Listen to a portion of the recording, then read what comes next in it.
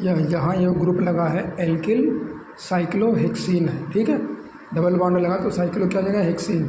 अब ये कह रहा है कि HBr से रिएक्शन अगर हम इसकी कराएंगे तो प्रोडक्ट क्या बनेगा, ठीक है।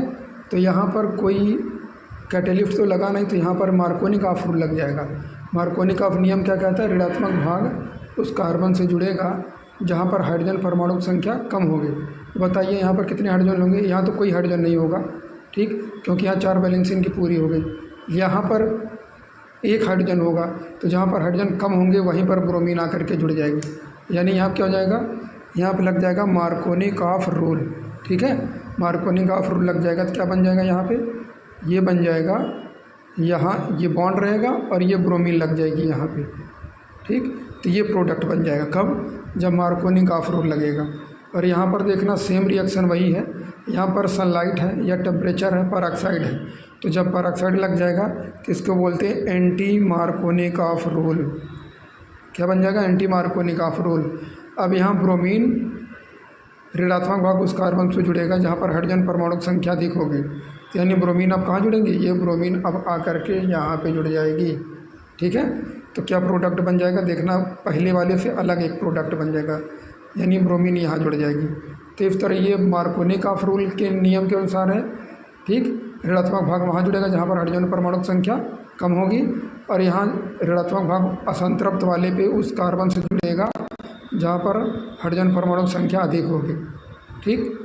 तो ये बन जाएगा दोनों प्रोडक्ट। अब यहाँ अगला क्वेश्चन देखते हैं, यहाँ पर दिया 3 मेथिल ब्यूट 1 इन, ठीक है, 3 मेथिल है ब्यूट 1 इन, 1 2 3 4, तो 3 मेथिल ब्यूट 1 इन।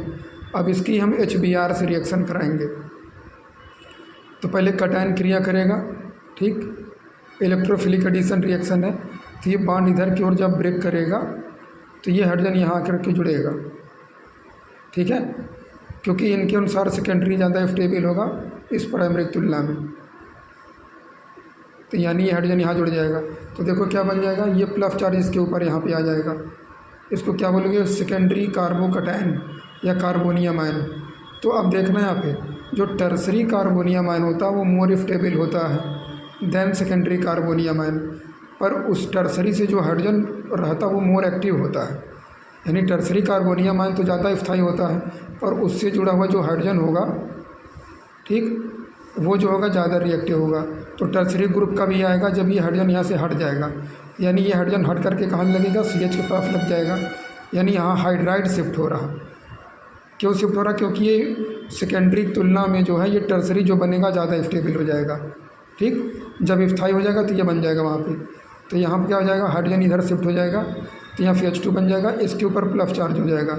अब ये बन गया सेकेंडरी कार्बोकैटायन से क्या बन गया, टर्सरी कार्बोकैटायन, और tertiary carbonium ion is more stable than secondary than primary, ठीक। तो अब यहाँ पर ब्रोमीन ये जुड़ जाएगी यहाँ पे, तो इस तरह से ये प्रोडक्ट बन जाएगा, ठीक है। आशा करते समझ में आता है तो वीडियो लाइक और सब्सक्राइब कीजिएगा। धन्यवाद।